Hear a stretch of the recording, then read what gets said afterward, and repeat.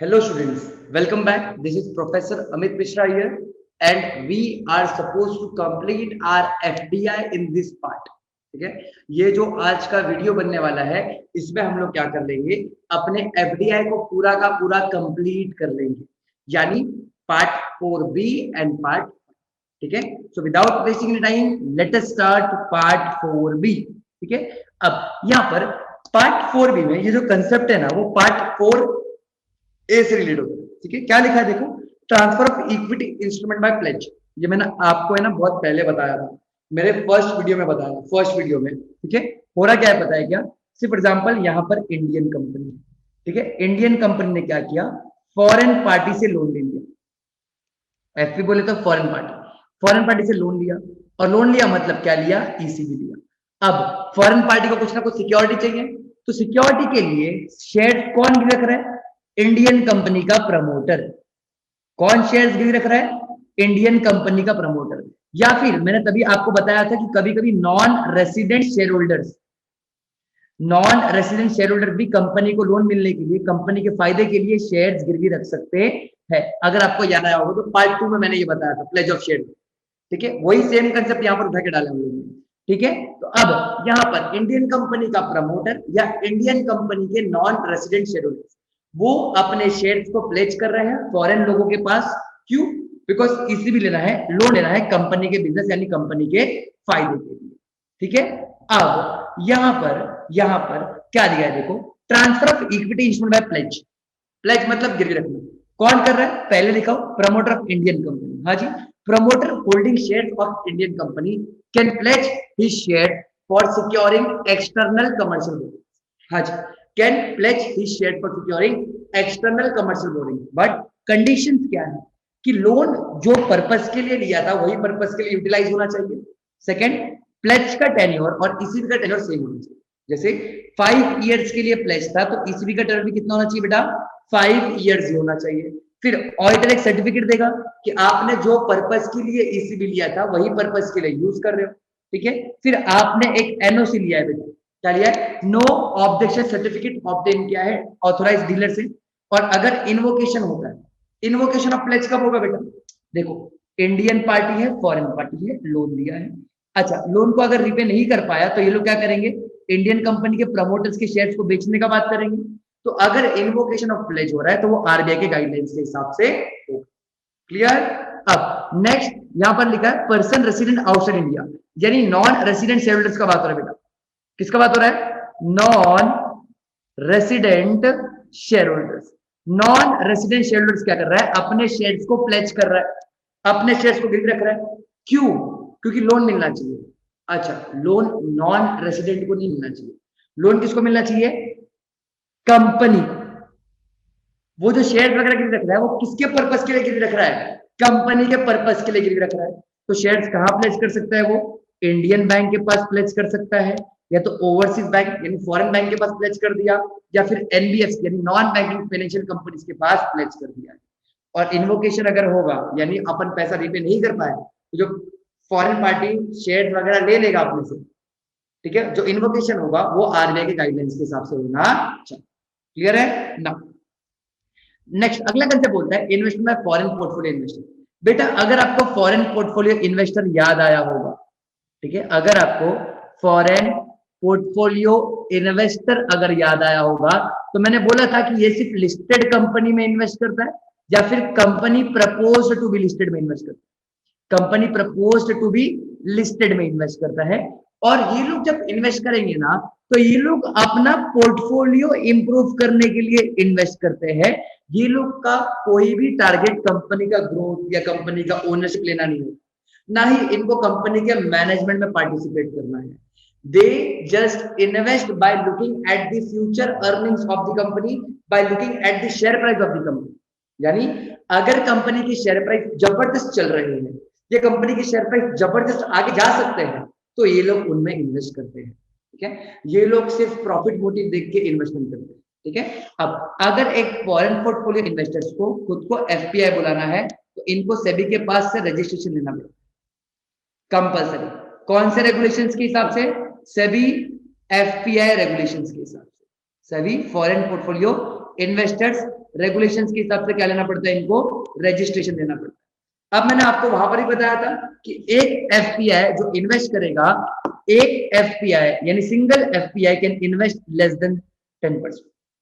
Single FPI can invest less than 10% यानी up to 9.99%, और aggregate यानी बहुत सारे एफपीआई मिलाकर कंपनी 24% से ज्यादा फॉरेन पोर्टफोलियो इन्वेस्टर्स का इन्वेस्टमेंट नहीं दे सकता।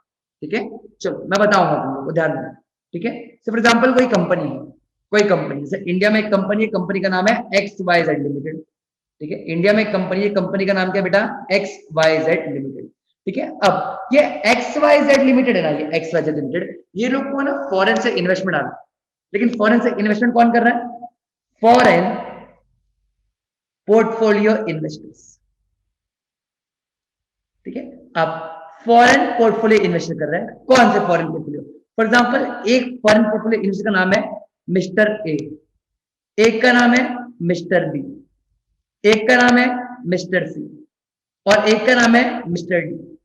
ठीक है, अब एक बात याद रखना, ये चारों XYZ लिमिटेड में इन्वेस्ट करना चाहते हैं। ठीक है, क्या बोला, ये चारों जो है ना, ये चारों XYZ में इन्वेस्टमेंट करना चाहते हैं, तो चारों का इन्वेस्टमेंट मिला के, चारों का इन्वेस्टमेंट मिला के अप टू 24% ही हो सकता है, 24% से ज्यादा नहीं हो सकता। आई रिपीट, अप टू कितना हो सकता है, 24%, 24% से ज्यादा नहीं हो सकता।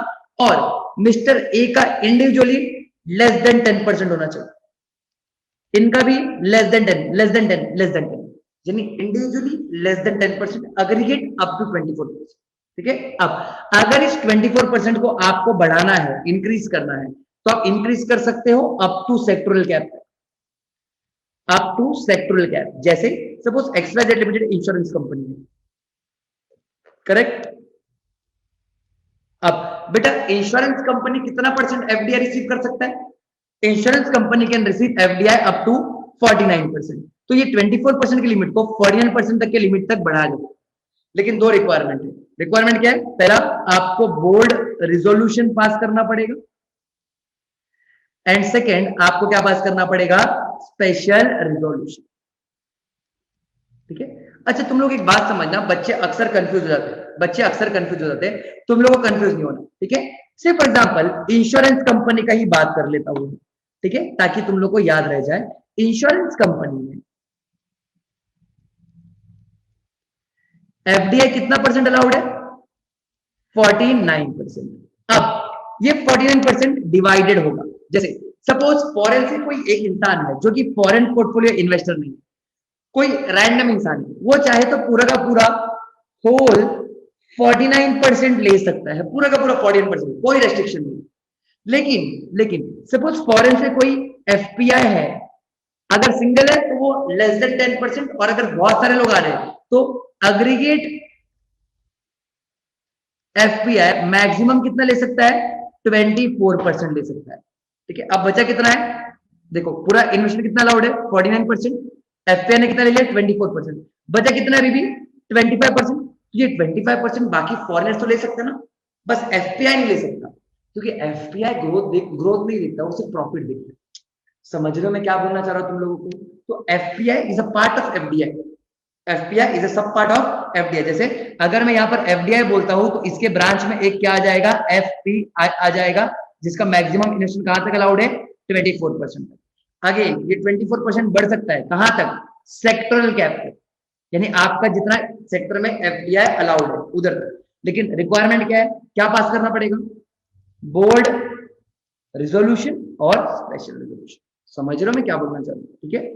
आओ जरा इधर देखो क्या लिखा है, अब एफपीआई में purchase sale securities of listed company और company to be listed on recognised stock exchange, यानी एफपीआई ये लोग कभी भी एलएलपी में, अनलिस्टेड कंपनीज में, सोल प्रोडक्ट में, पार्टनरशिप फॉर्म में इन्वेस्ट नहीं करेगा। अब अगर वो लोग इक्विटी इंस्ट्रूमेंट में इन्वेस्ट कर रहे हैं तो they will follow foreign exchange management non debt instrument rule 2009, correct, but if they're investing in debt instruments then they will follow foreign exchange management debt instrument regulations 2009, as simple as that। ठीक है, अच्छा investment का limits क्या है, ठीक है, ये मैंने बताया था, अगर इंडिविजुअल हो तो लेस देन 10%, अगर एग्रीगेट हो तो मैक्सिमम 24%। एग्रीगेट में एग्जैक्ट 24% तक गया तो भी चलेगा, लेकिन इंडिविजुअल में एग्जैक्ट 10% नहीं, लेस देन 10%, यानी 9.99% तक होना चाहिए। अब सवाल ये उठता है कि क्या ऊपर के लिमिट को इंक्रीज किया जा सकता है? The answer is yes. ये 24% था, आई रिपीट वंस अगेन, ये 24% वालों को लिमिट को ही इंक्रीज किया जा सकता है। सिंगल एफपीआई का लिमिट अभी भी लेस देन 10% होगा। एग्रीगेट एफपीआई का लिमिट इंक्रीज हो सकता है, कहां तक? सेक्टोरल कैप तक। और क्या क्या लगेगा आपको? बोल्ड रेजोल्यूशन और स्पेशल रेजोल्यूशन। अच्छा, क्या ऊपर के लिमिट डिक्रीज हो सकते हैं? हाँ जी, ऊपर के लिमिट डिक्रीज भी हो सकते हैं। डिक्रीज करने के लिए बीआर और एसआर पास करना। जैसे मेरे कंपनी में सपोज नॉर्मली एफपीआई कितना अलाउड है? 24%। हमको हमारी कंपनी में इसको 15% करना है, क्या हम लोग कर सकते हैं?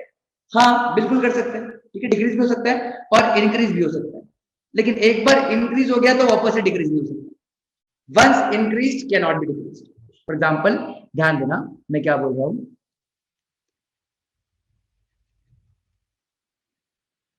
से फॉर एग्जांपल, कोई कंपनी है जिसमें कंपनी क्या, हर एक कंपनी में एफपीआई 24% अलाउड है। कंपनी ने क्या किया? बीआर एसआर पास करके उसको 15% कर दिया। ठीक है, डिक्रीज कर दिया। ओके, अब कंपनी को लग रहा है नहीं नहीं 15% करके गलती किया, हम लोग उसको इंक्रीज कर दिया। इंक्रीज कहां तक किया? फॉर एग्जाम्पल सेक्टोरल कैप तक कर दिया 49%। अब हमने इसको इंक्रीज कर दिया। अब इनको वापस से थॉट आ रहा है कि नहीं नहीं डिक्रीज कर देना चाहिए, तो अब वो डिक्रीज नहीं कर सकते। वंस इंक्रीज, वन डिक्रीज क्या होगा? Once increase it can not be decreased. Clear है मैं क्या बोलना चाह रहा हूं? ठीक है। अब कभी कभी क्या होता है ना, ब्रीच ऑफ इन्वेस्टमेंट हो जाता है। अभी देखो लिमिट कितना है, लिमिट कितना है, बार बार बोलो यार, याद हो जाना चाहिए। लिमिट कितना है सिंगल एफपीआई का? Less than 10%। अब तो कहां लिख रहा हूं? ठीक है, सिंगल एफपीआई का क्या है? Less than 10%। और एग्रीगेट एफपीआई का कितना है? एग्रीगेट एफपीआई का कितना है? Up to 24%। अच्छा, क्या ऐसा हो सकता है कि ये लिमिट ब्रीच हो गई गलती से? बिल्कुल, क्योंकि इन्वेस्टर्स वगैरह तो स्टॉक मार्केट से भी मेरा शेयर्स खरीद सकते हैं। अब स्टॉक मार्केट से शेयर्स खरीदा, मुझे मालूम ही नहीं, और लिमिट क्या हो गया? ब्रीच हो गया। तो जब भी एफपीआई का लिमिट ब्रीच हो जाता है या लिमिट एक्सीड हो जाता है, तो आपके पास दो ऑप्शन। पहला, एक्सेस होल्डिंग को डिवेस्ट कर दो 5 दिन के अंदर। इन्वेस्ट मतलब खरीदना, डिवेस्ट मतलब बेचना। तो 5 दिन के अंदर बेच के रफा दफा खत्म कर दो।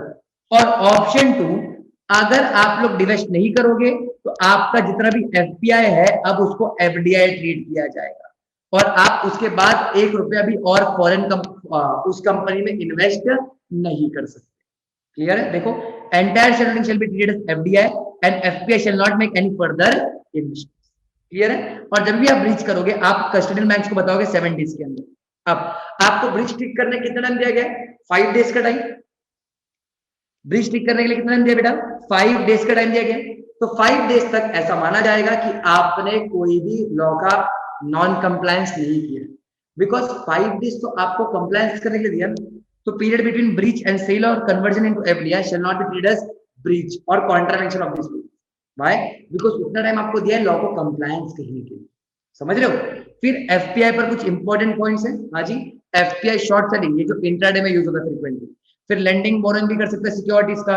They can also invest in units of domestic mutual fund, alternative investment fund में इन्वेस्ट कर सकता है, ऑफशोर फंड्स में इन्वेस्ट कर सकता है, real estate investment trust, infrastructure investment trust और आईडीआर यानी इंडियन डिपॉजिटरी सिस्टम में भी क्या कर सकता है? इन्वेस्ट कर सकता।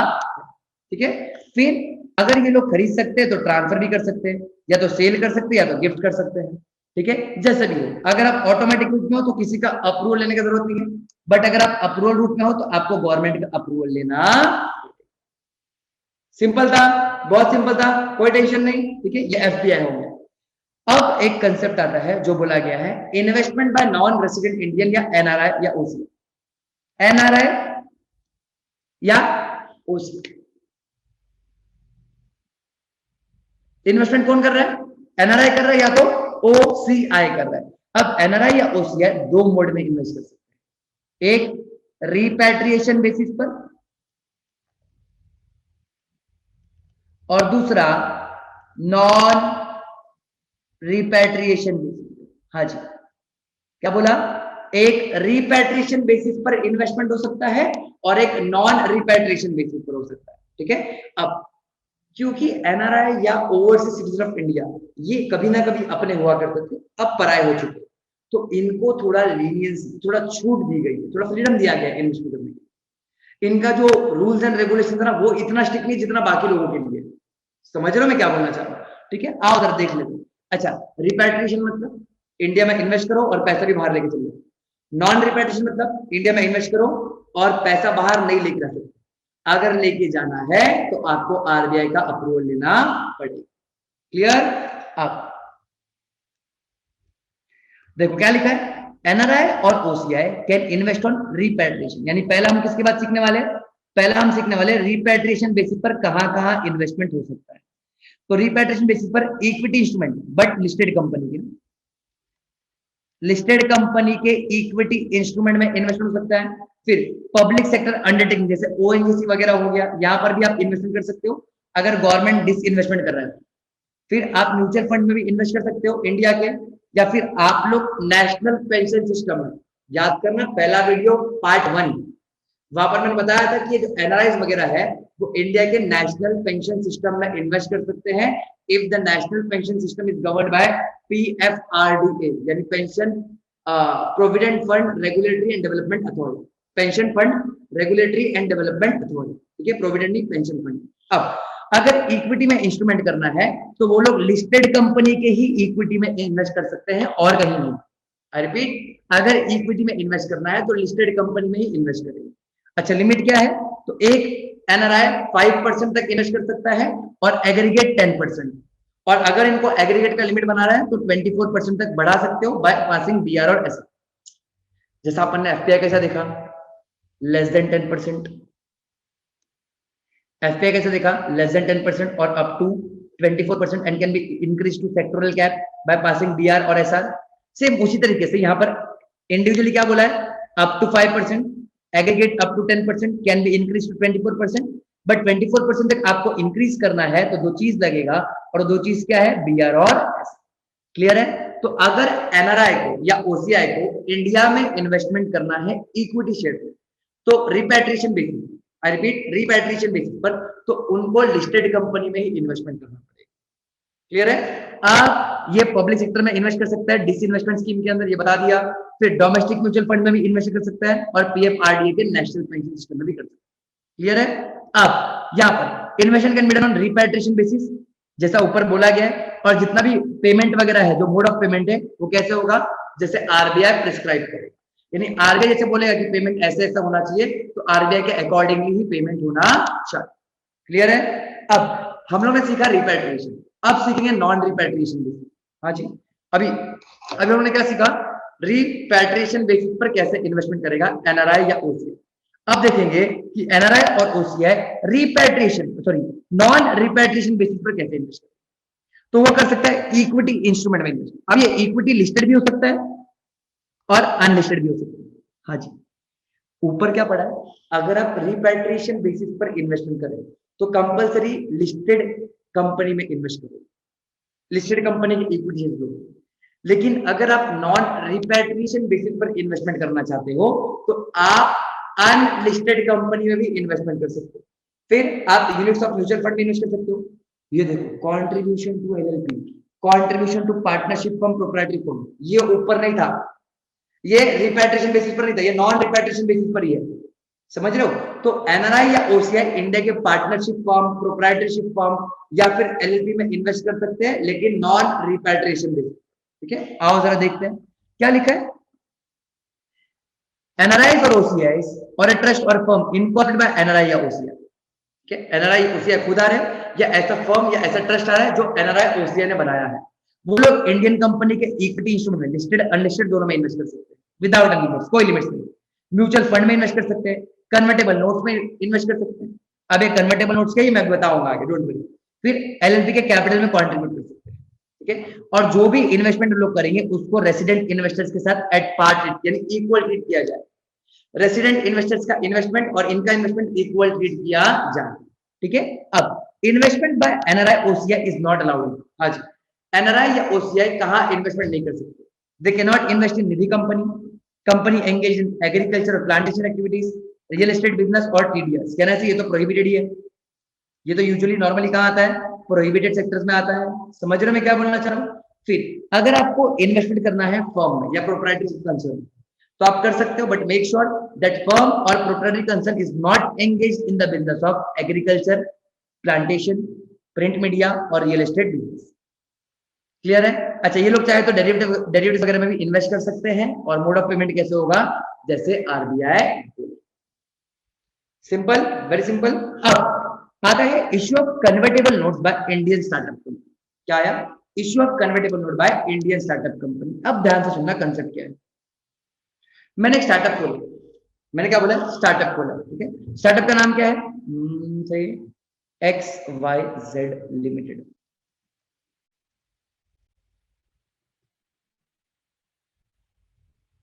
हाँ जी, मैंने क्या खोला है? मैंने एक स्टार्टअप खोला है, और स्टार्टअप का नाम क्या बेटा? स्टार्टअप का नाम इज XYZ लिमिटेड। आप सपोज, आप इमेजिन करना कि आप एक इन्वेस्टर हो, आप कंपनीज में इन्वेस्ट करते हो। क्या आप एक स्टार्टअप कंपनी में इन्वेस्ट करोगे? क्या आप स्टार्टअप कंपनी में इन्वेस्ट करोगे? द आंसर इज, आप हाँ बोलने के पहले थोड़ा हिचकिचाओगे, थोड़ा हेजिटेट करोगे। Why? Because startup company success होगी या नहीं होगी, ये कोई भी गारंटी के साथ नहीं होती।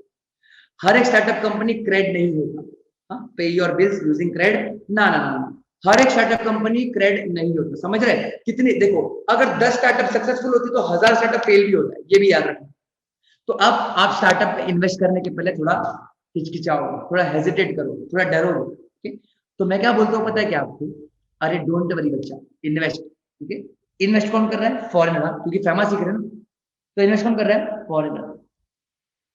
मैंने फॉरेनर को बोला, ए फॉरेन पार्टी सुन, तू इन्वेस्ट करना, तू इन्वेस्ट करना। फॉरेन पार्टी बोलता है, अरे क्या गारंटी मेरे को मेरा पैसा वापस मिलेगा? तो मैं बोला, तू मेरे को पैसा दे, एक सेकंड ना, हाँ। अब फॉरेन पार्टी को मैंने क्या बोला? तू मेरे को पैसा देना, बाकी काम मेरे पे छोड़ दे। तू मेरे को क्या दे दे? तू मेरे को पैसा दे दे, बाकी काम क्या कर दे? मेरे पे छोड़ दे। तू मेरे को डॉलर्स दे या रुपीज दे, जो भी है, जो भी तेरे पास, मेरे को दे दे, ठीक है। मैं उसको यूज करूंगा, और पैसा मिलने के बदले तेरे को मैं दूंगा कन्वर्टेबल नोट। क्या दूंगा? Convertible note. इसका मैच्योरिटी पीरियड जनरली 5 ईयर होता है, ठीक है। अब ये कन्वर्टेबल नोट क्या है, आप लोग सोचना। ये फॉरेन के पास ना, at the end of the period, at the end of the maturity period, हाँ जी, at the end of the what, at the end of the maturity period, foreigner के पास दो ऑप्शन रहेगा। या तो वो अपने पैसे वापस ले ले, या तो वो स्टार्टअप्स के शेयर ले ले। रिपीट, या तो अपने वो पैसे वापस ले ले, या तो स्टार्टअप्स के शेयर वापस ले ले, ठीक है। अब आप मेरे को एक बात बताओ, आप मेरे को एक सिंपल सा बात बताओ, अगर आप फॉरेनर हो और मेरी स्टार्टअप 5 साल बाद एकदम तूफान, एकदम आसमान छू रही है, तो आपको अपना पैसा वापस चाहिए या आपको मेरे कंपनी में शेयर चाहिए? कहना से आप शेयर दोगे क्योंकि मेरी कंपनी आसमान छू रही है, ठीक है। बट व्हाट इज, मेरी कंपनी तो लॉस में चली गई, तो आप क्या करोगे? आप पैसा वापस मांग लोगे। समझ रहे हैं? तो यहाँ पर बाहर वालों को फ्लेक्सिबिलिटी दिया गया, तो इसको कन्वर्टेबल नोट बोला जाता है। तो फॉरेनर्स कन्वर्टेबल नोट में इशू कर सकते हैं, लेकिन minimum amount to be invested should be 25 lakh, minimum 25 lakh का इन्वेस्टमेंट होना चाहिए। और पाकिस्तान और बांग्लादेश, ये दोनों आ गए वापस, ठीक है। पाकिस्तान और बांग्लादेश के लोग या वहां के कंपनीज इंडियन स्टार्टअप में इन्वेस्ट नहीं कर सकते। इनको बोला गया कि तुम इंडियन स्टार्टअप में इन्वेस्ट करके काम मत खराब करो, ठीक है, तुम दूर ही रहो।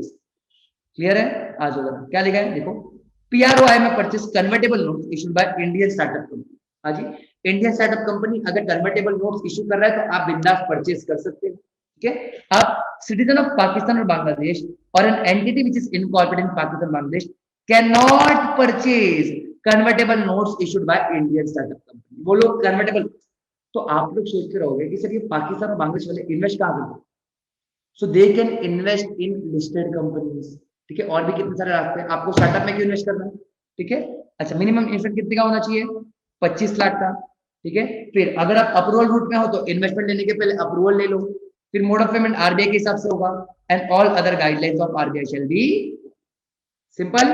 फिर एक होता है merger D merger amalgamation of Indian companies, ये मैंने आपको तभी बता दिया था, ठीक है। मैंने एग्जांपल दिया था, देखो, रिलायंस रिलायंस किसी XYZ लिमिटेड को एक्वायर कर रहा है, और XYZ लिमिटेड का 80% शेयर होल्डर इंडियन है, 20% फॉरेनर्स, ठीक है। तो जब भी रिलायंस XYZ को एक्वायर करेगा तो रिलायंस इस 20% वाले यानी फॉरेनर्स को भी शेयर देगा और 80% वालों को शेयर देगा। तो क्या फॉरेनर्स को शेयर दे सकता है मर्जर वगैरह में? हाँ बिल्कुल, पीआरओआई को इशू कर सकता है। कैसे? वो स्कीम वगैरह जो अमालगमेशन का है या मर्जर या डीमर्जर का है वो एनसीएलटी से अप्रूव होना चाहिए। और लिस्टेड कंपनी तो आपको सभी रेगुलेशंस फॉलो करना पड़ेगा, और अगर आपको आरबीआई के गाइडलाइंस के हिसाब से भी चलना पड़ेगा। क्लियर है? अब बात आता है प्राइसिंग गाइडलाइंस। अब मेन मुद्दे का बात होगा। मैंने अब तक आपको क्या सिखाया? अब तक आपको सिखाया कि ये इसको शेयर इशू करेगा, ये उसको वैसा शेयर इशू करेगा, एक्सेट्रा एक्सेट्रा। बट अब मैं आपको बताऊंगा कि यार शेयर कौन से प्राइस पर इन्वेस्ट किया जाए। मैं अगर फॉरेनर्स को शेयर दे रहा हूं तो शेयर फॉरेनर्स को कौन से प्राइस पे दूंगा ये तो बताओ मुझे। अगर मैं शेयर फॉरेनर्स को दे रहा हूं ना बेटा, किसको दे रहा हूं? फॉरेनर्स को। तो फॉरेनर्स को मैं शेयर कौन से प्राइस पे दूंगा ये कौन बताएगा मुझे? ये बताएगा प्राइसिंग गाइडलाइंस। कौन बताएगा बेटा? ये मुझे प्राइसिंग गाइडलाइंस बताएगा। ठीक है, देखो क्या लिखा है, if the company is governed as per SEBI regulation, तो प्राइसिंग सेबी के हिसाब से होगा। करेक्ट? क्या लिखा है देखो, minimum pricing for issue of instruments, यानी अगर एक इंडियन कंपनी है,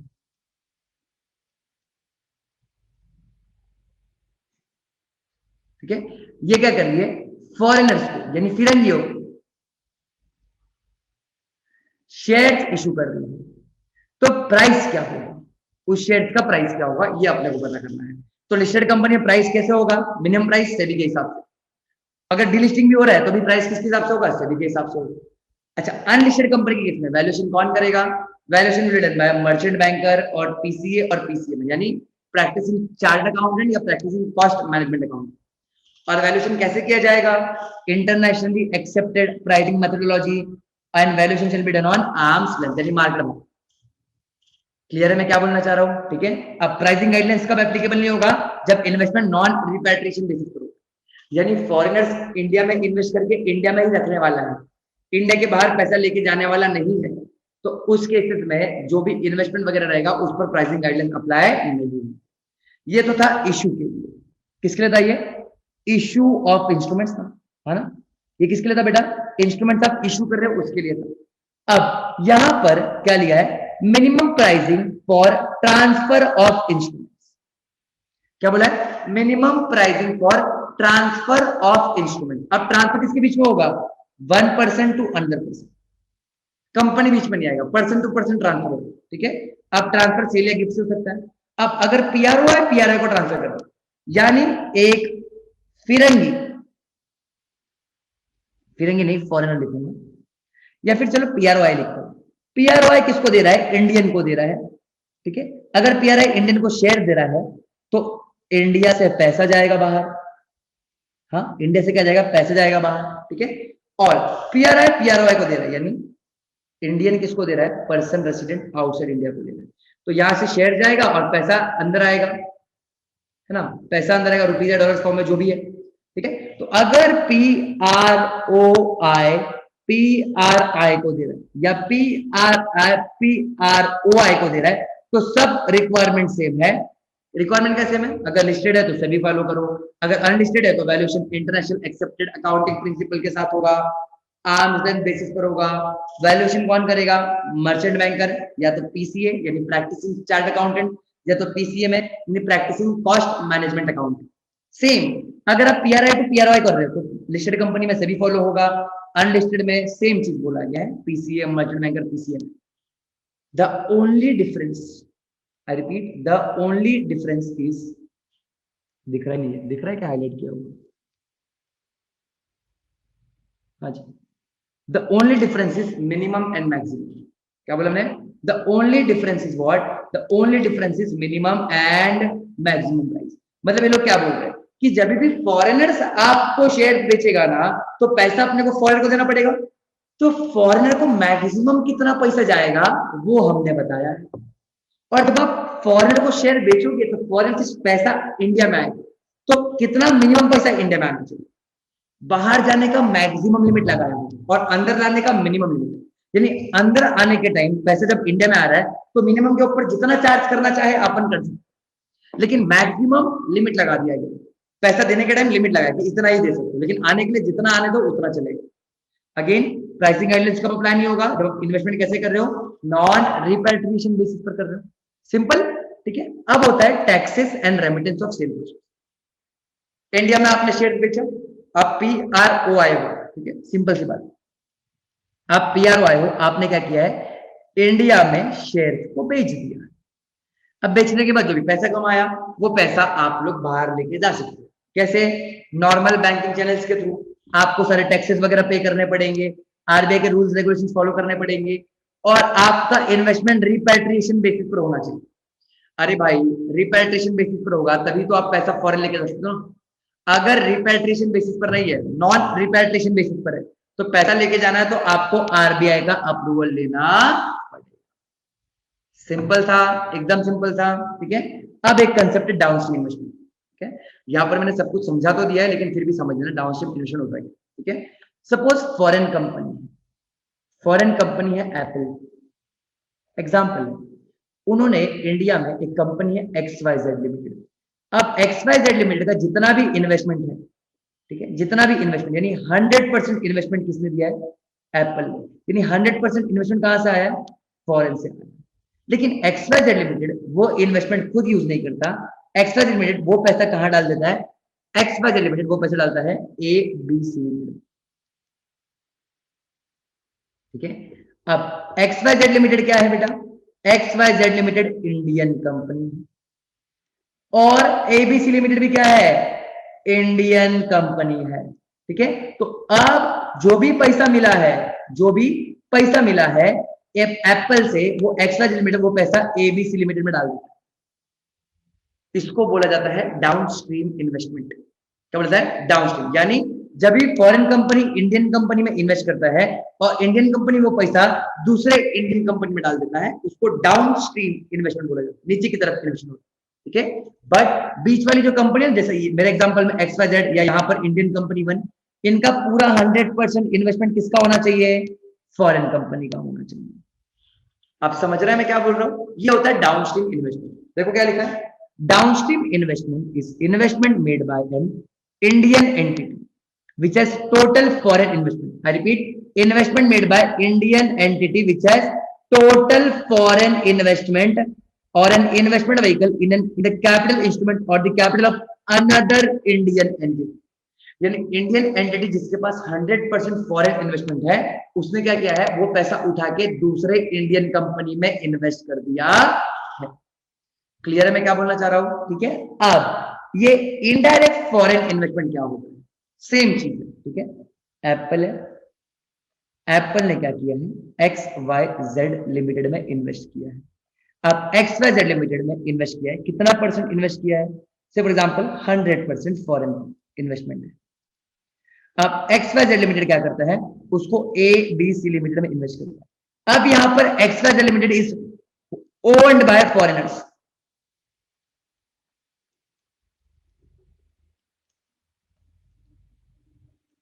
हाँ जी, क्या बोला, यहां पर XYZ लिमिटेड को कौन ओन कर रहा है, XYZ लिमिटेड को जो ओन कर रहा है वो है non residents. I repeat, XYZ limited को ओन जो कर रहा है वो कौन है बेटा, नॉन रेसिडेंट।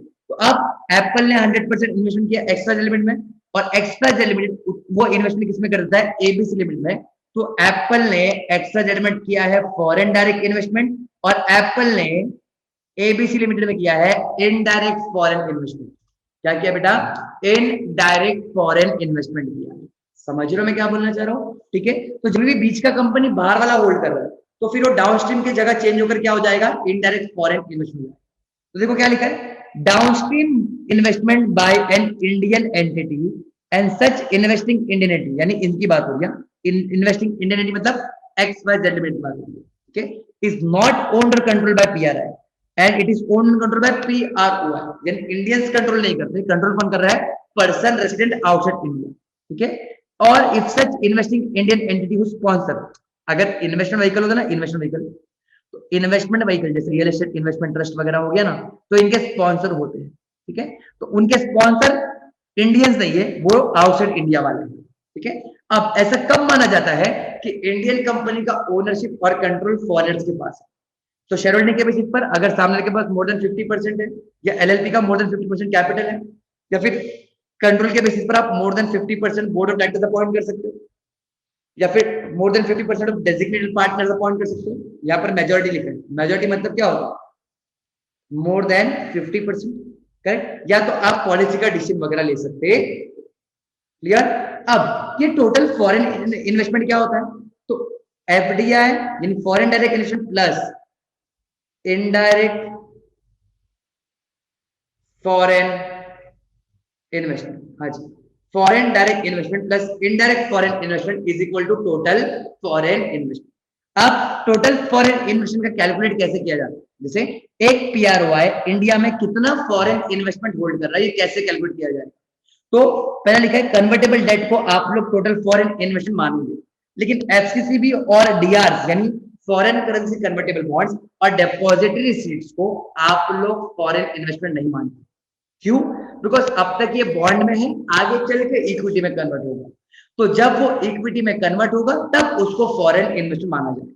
ठीक है। फिर पोर्टफोलियो रूट से इन्वेस्टमेंट किया उसको भी काउंट किया जाएगा, फिर इनडायरेक्ट इन्वेस्टमेंट जो होल्डी ओन्ड सब्सिडियरी में किया उसको भी काउंट किया जाएगा। ठीक है। डाउनस्ट्रीम इन्वेस्टमेंट करने के लिए कंडीशंस क्या है, बहुत सिंपल है। क्या लिखा है, बोर्ड ऑफ डायरेक्टर का अप्रूवल चाहिए। ठीक है।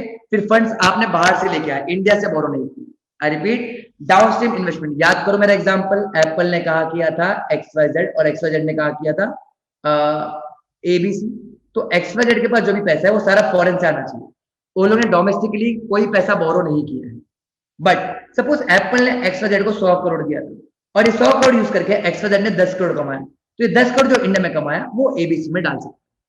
तो वही लिखा है कि funds can be arrange through internal accruals lying in reserve account after tax, यानी पैसे कमाने के बाद जो टैक्सेस वगैरह था वो पे कर दिया और जो पैसा बचा है उसको हम लोग आगे इन्वेस्ट कर सकते हैं।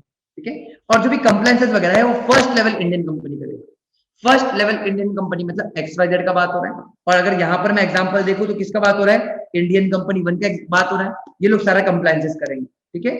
फिर नेक्स्ट क्या लिखा है, first level Indian company shall obtain certificate regarding compliances from statutory auditor on annual basis, यानी हर साल क्या करेंगे हम लोग, स्टैट्यूटरी ऑडिटर के पास जाएंगे और उसको बोलेंगे कि ऑडिटर सुन, हम लोग को सर्टिफिकेट बना के दे जिसमें लिखा होगा कि हाँ भाई आप लोगों ने क्या किया है, पैसा वगैरह रिसीव किया है और लॉ का कंप्लायंस किया।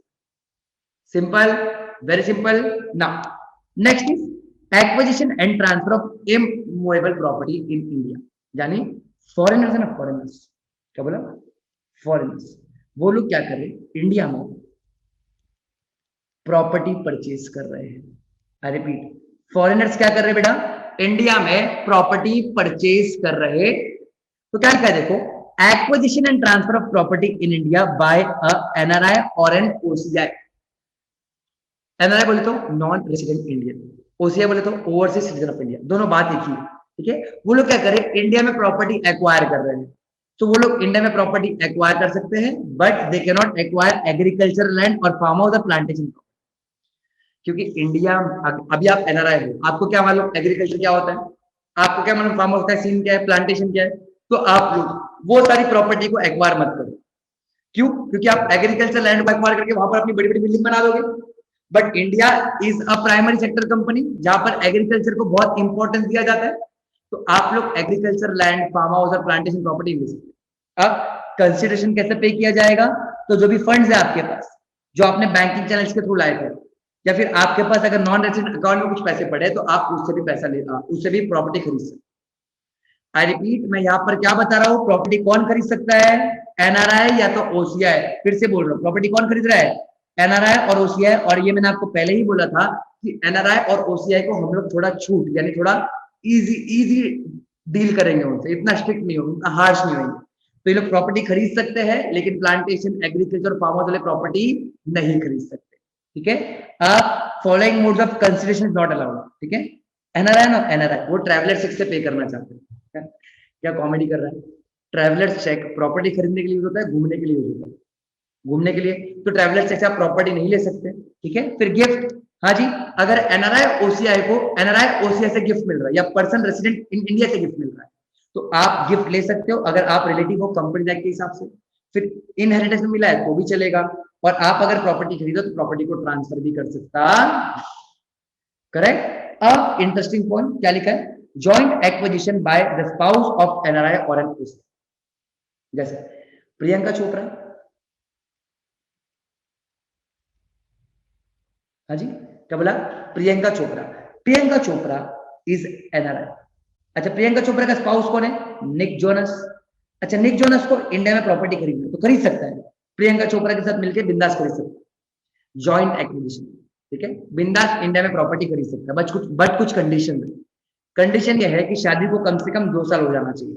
ठीक है, पता चला आज शादी किया प्रॉपर्टी खरीदने के लिए, प्रॉपर्टी खरीद लिया, डाइवोर्स नहीं चलेगा। And marriage should be registered.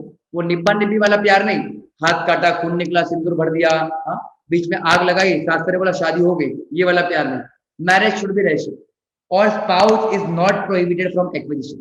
जैसे निक जोनस और प्रियंका चोपड़ा इंडिया में प्रॉपर्टी ले सकते हैं, लेकिन शोएब मलिक सानिया मिर्जा के साथ मिलकर इंडिया में प्रॉपर्टी नहीं ले सकती। सानिया मिर्जा अकेले ले सकती है बिकॉज वो इंडियन सिटीजन है, बट शोएब मलिक के साथ मिलकर नहीं ले सकती। Why? Because Shoaib Malik is prohibited from acquiring property in India. हाँ जी, पाकिस्तान के लोग इंडिया में इमोरल प्रॉपर्टी एक्वायर नहीं कर सकते, ये मैं बताऊंगा आगे, डोंट वरी। अगेन, कंसिडरेशन कैसे पे करोगे? आप लोग पे करोगे फंड जो आपने बैंकिंग के चलाए थे, या फिर अगर आपके नॉन रेसिडेंट अकाउंट में कुछ पैसे पड़े होंगे। ठीक है, बट आप ट्रैवलर चेक से पेमेंट प्रॉपर्टी खरीदने के लिए नहीं कर सकते। क्लियर है? फिर एक होता है acquisition of immoral property for carrying on a permitted activity. जैसे सपोज इंडिया में मेरा ब्रांच ऑफिस है। ठीक है, इंडिया में मेरा क्या है? ब्रांच ऑफिस है, और मुझे अपने ब्रांच ऑफिस को सपोर्ट करने के लिए और प्रॉपर्टी खरीदनी है। तो क्या मैं प्रॉपर्टी खरीद सकता हूं? The answer is yes, you can acquire immoral property, but आपको एक्वायर करने के 90 डेज के अंदर फॉर्म आईपीआई फाइल कर देना है।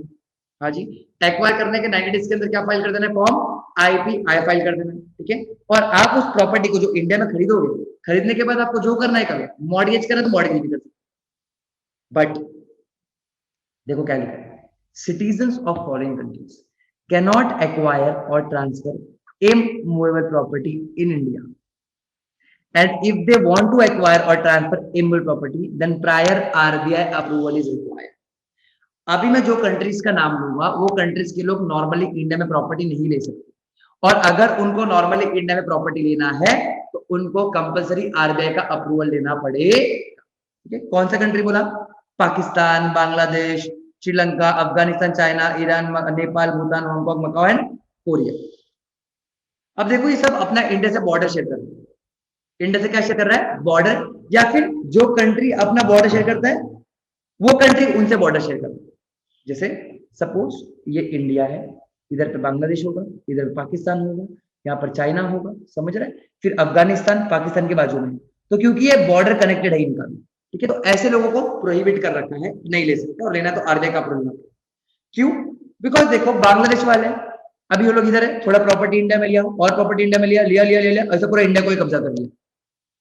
वो बात अलग है, वो लोग नहीं कर सकते, इंडिया का मूड खराब हुआ तो अंबानी जी पूरा बांग्लादेश अकेले ले लेंगे, वो बात अलग है। ठीक है, बट हम लोग बॉर्डर एरिया जो हमसे शेयर करें ना, उनको इंडिया में फ्री में प्रॉपर्टी लेने नहीं देंगे। फ्री में मतलब रेस्ट्रिक्शन लगाया गया उनको कि अगर आपको प्रॉपर्टी लेना है तो आरबीआई का अप्रूवल लेना पड़ेगा, और आरबीआई अप्रूवल कब देगा? जब आरबीआई को लगेगा कि कोई भी झोल का एलिमेंट प्रेजेंट नहीं है। बट अगर इन सब लोगों को इंडिया में प्रॉपर्टी लीज पर लेना है 5 ईयर्स तक, ओनरशिप नहीं ले रहे, प्रॉपर्टी कैसे ले रहे? लीज पर ले रहे, कितने साल के लिए? 5 ईयर्स, तो ले सकते, फिर आपको आरबीआई का अप्रूवल लेने का जरूरत नहीं। हाँ, लेकिन आपको अगर प्रॉपर्टी खरीदनी है तो आपको आरबीआई का अप्रूवल लेना पड़ेगा, वरना आप प्रॉपर्टी नहीं खरीद सकते। समझ रहा है मैं क्या बोलना चाह रहा हूं? ठीक है, फिर लिखा परचेस और sale of immoral property foreign embassies और डिप्लोमेट्स। हाँ जी, फॉरेन एम्बेसी और डिप्लोमेट भी क्या कर सकते हैं? प्रॉपर्टी वगैरह ले सकते हैं, लेकिन agriculture land, plantation property, farm house वगैरह ले सकते हैं। ठीक है, और अगर लेना है तो उनको मिनिस्ट्री ऑफ एक्सटर्नल अफेयर से अप्रूवल लेना पड़ेगा। ठीक है, फिर एक कंसेप्ट आता है acquisition bye long term visa holder. अभी क्या हुआ मालूम है क्या? जब पार्टीशन हुआ था ना, तो इंडिया में तो मुसलमान है ही, ठीक है, बट इंडियन जैसे हिंदूज, क्रिश्चियन, बुद्धिस्ट, पारसी वगैरह भी है ना, ये लोग कोई पाकिस्तान में रह गया था, कोई बांग्लादेश में रह गया था, तो इंडिया ने इनको बुलाया और इनको लॉन्ग टर्म वीजा दिया, बोला तुम रहो इंडिया में। ठीक है, तो क्या लिखा है देखो, सिटीजन ऑफ अफगानिस्तान।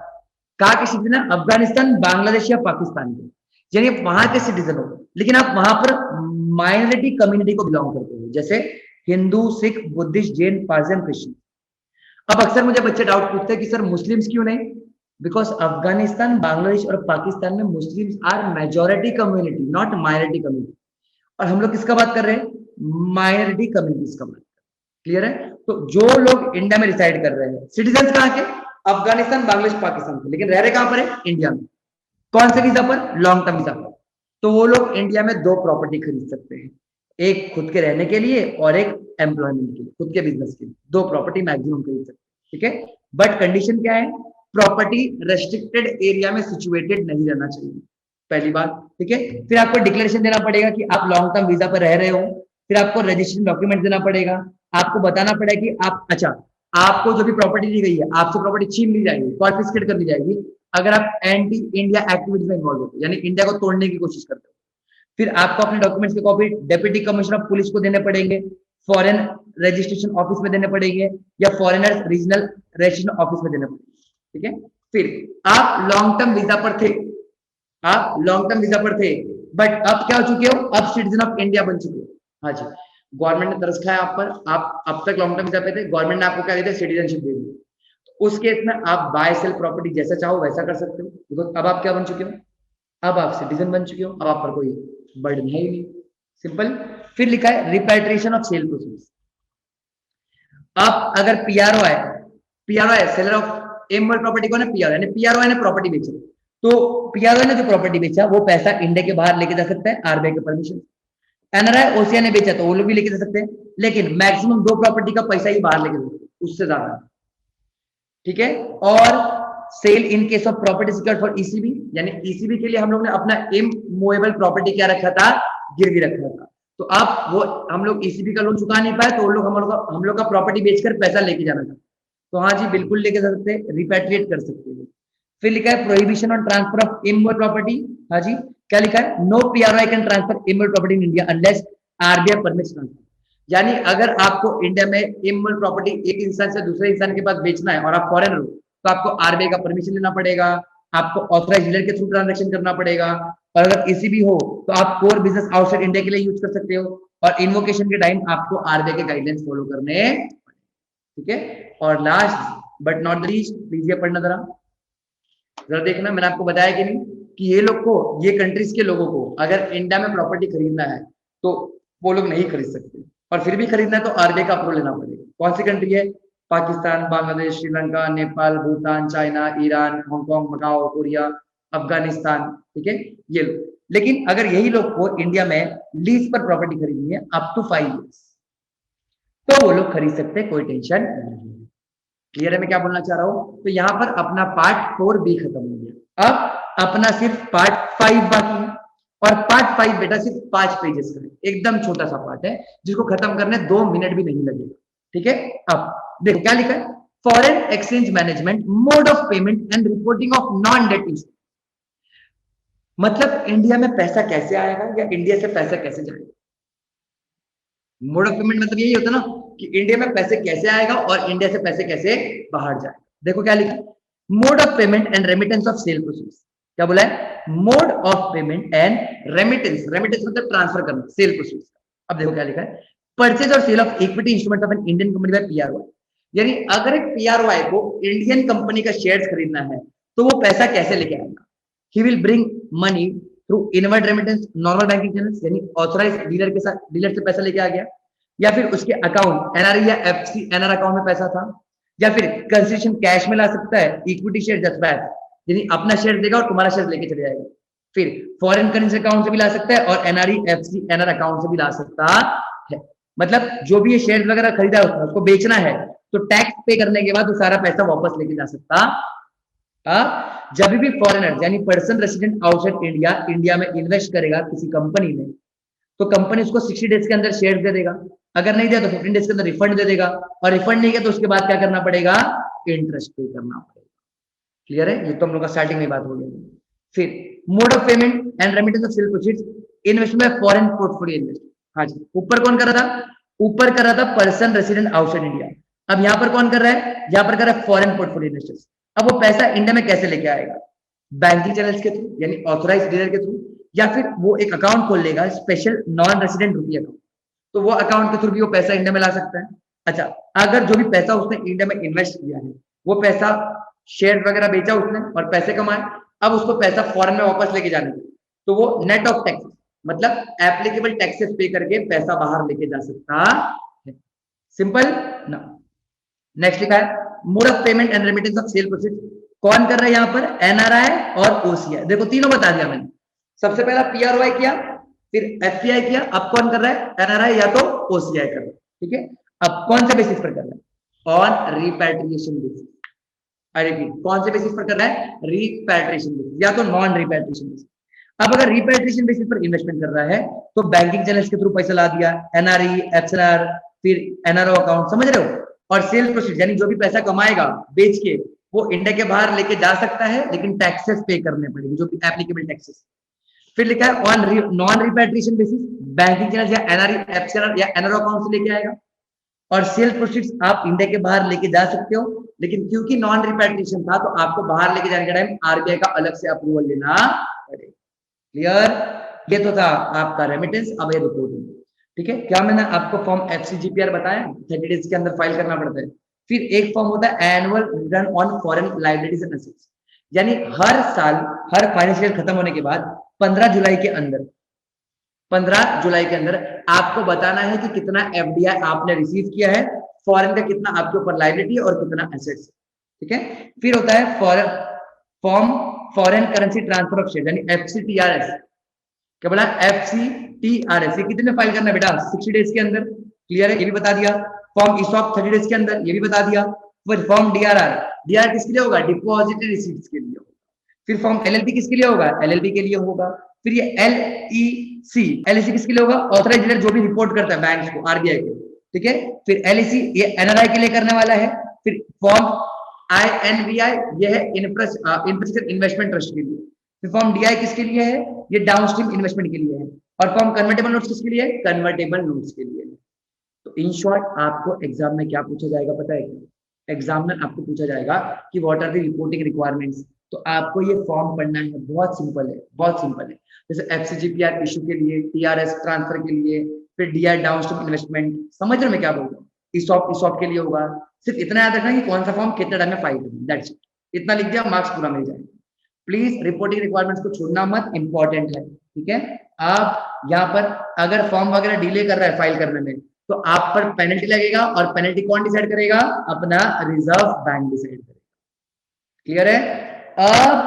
अब तक हम लोग नॉन डेट इंस्ट्रूमेंट रूल पढ़ रहे थे, अब हम लोग क्या पढ़ेंगे, डेट इंस्ट्रूमेंट रूल पढ़ेंगे। अब सिलेबस पॉइंट ऑफ व्यू बताऊं तो आपका देखो मैंने टोटल 55 पेजेस के आसपास का नोट्स कवर किया है एफडीआई पढ़ाते पढ़ाते। उसमें 53 पेजेस आपका नॉन डेट इंस्ट्रूमेंट रूल था, यानी इक्विटी का बात कर रहा हूं। डेट इंस्ट्रूमेंट्स के लिए 2 ही पेज है, और आपके मॉडल में भी बहुत कम पेजेस है, 90 पेजेस में 3-4 पेजेस सिर्फ नॉन डेट सिर्फ डेट इंस्ट्रूमेंट्स के लिए। ठीक है, तो अब मैं क्या करने वाला हूं, मैंने उतना ही अपने नोट्स में इंक्लूड किया है जितना मेरे को इंपॉर्टेंट लगता है। एक्स्ट्रा इंक्लूड करने की कोशिश मैंने बिल्कुल नहीं की है। ठीक है, तो यहां पर आ जाओ, पढ़ लेते हैं क्या लिखा है। Restriction on making receiving investment in debt instrument. ठीक है, क्या लिखा है देखो, रेस्ट्रिक्शन ऑन इन्वेस्टमेंट बाय पीआरओआई, यानी अगर पीआरओआई को इंडिया में डेट इंस्ट्रूमेंट में इन्वेस्ट करना है, पीआरओआई को इंडिया में कौन से इंस्ट्रूमेंट में इन्वेस्ट करना है, डेट इंस्ट्रूमेंट में इन्वेस्ट करना है, तो वो इन्वेस्ट कर सकते हैं, लेकिन कौन से रूल्स क्या, कौन से रेगुलेशंस के हिसाब से, foreign exchange management debt instrument regulations 2019 के हिसाब से। हाँ, सिर्फ यही बोला गया कि आप इन्वेस्ट कर सकते हो इंडिया के डेट इंस्ट्रूमेंट में, लेकिन कौन से रेगुलेशंस के हिसाब से, foreign exchange management debt instrument regulation 2019 के हिसाब से। ठीक है, फिर लिखा है रेस्ट्रिक्शन ऑन रिसीविंग इन्वेस्टमेंट। अब ये रेस्टिंग, ये कंपनी के ऊपर रेस्ट्रिक्शन है, ये किसके ऊपर है, कंपनी। तो फॉलोइंग पर्सन में receive investment after complying with FEMA rules, यानी इंडियन कंपनी डेट इंस्ट्रूमेंट में इन्वेस्टमेंट एक्सेप्ट कर सकता है, म्यूचुअल फंड एक्सेप्ट कर सकता है, venture capital fund, firm, association of person property concern भी एक्सेप्ट कर सकता है, लेकिन उनको फेमा के गाइडलाइंस फॉलो करने पड़ेंगे। ठीक है, अब आप लोगों को एंट्री रूल्स, इन्वेस्टमेंट लिमिट और अदर कंडीशन भी क्या करने पड़ेंगे, फॉलो करने पड़ेंगे। अब फॉरेन पोर्टफोलियो इन्वेस्टर भी इंडिया के डेट इंस्ट्रूमेंट में इन्वेस्ट कर सकता है, और ये सारे लिस्टेड डेट इंस्ट्रूमेंट्स के। तो एग्जाम में क्वेश्चन कैसे बनेगा, बोलेगा बताओ कि फॉरेन पोर्टफोलियो इन्वेस्टर्स को कहां परमिशन है डेट इंस्ट्रूमेंट में इन्वेस्ट करने का। तो गवर्नमेंट का डेट इंस्ट्रूमेंट्स है, नॉन कन्वर्टेबल डिबेंचर्स है इंडियन कंपनी का, कमर्शियल पेपर्स है, डोमेस्टिक म्यूचुअल फंड के डेट इंस्ट्रूमेंट्स है, सिक्योरिटी रिसीट्स है, समझ रहे हो मैं क्या बोल रहा हूँ, ये सारा म्युनिसिपल बॉन्ड्स है, listed convertible redeemable preference shares है, ये सब डेट में आता है। फिर एनआरआई ओसीआई को परमिशन दिया है, हाँ जी।